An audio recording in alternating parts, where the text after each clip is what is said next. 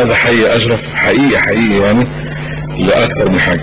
اولا ان في تكنيك عالي في الفيلم انا ما كنتش متوقعه، والحقيقه على كل المستويات، يعني في محاوله للاجابه على كل مستوى، على مستوى السيناريو بدايه، على مستوى الاداء، التصوير، حركه الكاميرا، شغل المخرج، فعلا في قدر واضح من التميز والتجويد يعني. من الحاجات برضو اللي لفت نظري في الفيلم والعلاقه بينه وبين القصه بتاعت يوسف إدريس، هي قصه خاصه جدا وشديده التميز، وما اعتقدش انه في سينمائي مصري ما حلمش انه يعملها فيلم. وانا مندهش ومبسوط قوي ان انت قربت الى حد كبير قوي من روح القصه. ومع ذلك حصل عندك نوع من الخلل، لكن هو في روح القصه موجوده وملموسه يعني، اللي هي ان يوسف إدريس ليدلل على فساد النظام الاجتماعي وعدم قدرته على تلبيه احتياجات البشر وظلمه الفادح، كسر القانون الاخلاقي السائد وكسروا الحساب اللي يوضح انه فعلا العلاقات الاجتماعيه ديت، المجتمع دوت غير قادر، هو مجتمع ظالم وغير قادر على تلبيه احتياجات الناس، وبيحولهم في الاخر الى شيء غريب يعني. وبيخليني الغريب عند يوسف والجميل انه بيخليني انا موافق كذلك، لان هؤلاء البشر ليس لديهم حل اخر، ليس هناك حل اخر، هم شديد الفقر في مجتمع لا يتعامل الا مع يا اما ناس ابوهم موجود، يا اما بيملكوا شيء، يا اما كذا.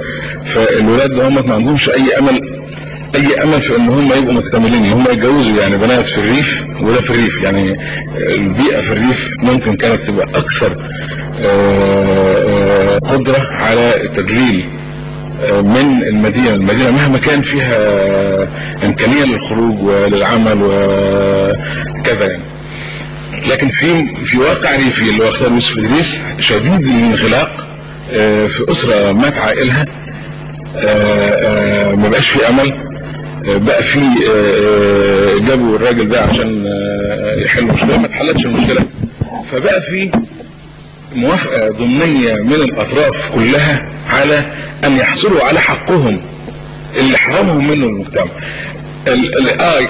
يعني اقصد ايه، انه حتى الام عند يوسف إدريس كانت مشفقه على بناتها، يعني حاسه انهم فعلا لا يحصلون على، ما عندهمش امل انهم يحصلوا على حقهم.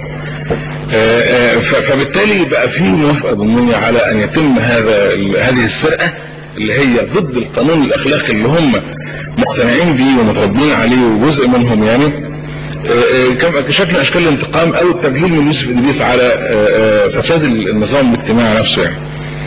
فانا حاسس انك انت قربت من ده خالص، وانه استخدام الاذان كتير او اللي بدا كتير فعلا يعني ربما كان هاجس ويلح في هذا الاتجاه، يعني انه بتتم ابشع الاشياء في حين انه الاذان بيشتغل، هذه الازدواجيه يعني واخد بالك.